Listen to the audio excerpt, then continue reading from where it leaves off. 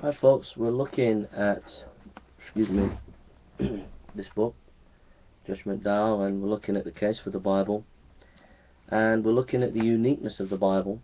And the Bible was written over 1500 years. It was written by over 40 authors of different walks of life. We have politicians, fishermen, tax collectors, musicians, statesmen, shepherds, scholars, etc. It was written in different places. Moses in the wilderness, Solomon, Daniel on the hillside, Paul wrote in a prison. It was written at different times. David at war, Solomon in times of peace. It was written in different moods, joy and sadness. It was written on 3 continents: Asia, Africa, Europe. Written in 3 languages: Greek, Hebrew, and Aramaic.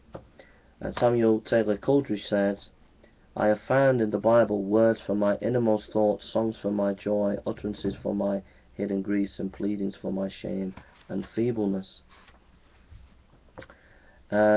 It was written by a variety of different genres: literary genres, poetry, historical narrative, song, romance, didactic treatise, memoir, satire, biography, autobiography, etc. The Bible addresses hundreds of issues that are controversial, yet still tackles them.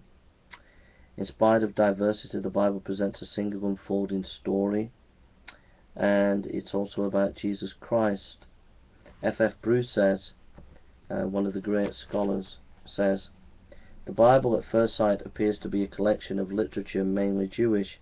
If we inquire into the circumstances under which the various biblical documents were written, we find that they were written at intervals over a space of nearly 1,400 years. The writers wrote in various lands, from Italy in the west to Mesopotamia and possibly Persia in the east.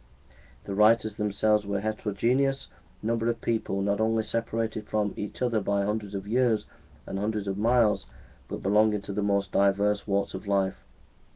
In their ranks we have kings, herdmen, soldiers, legislators, fishermen, statesmen, courtiers, priests and prophets, a tent-making rabbi and a Gentile physician, not to speak of others whom we know nothing apart from the writings they have left us.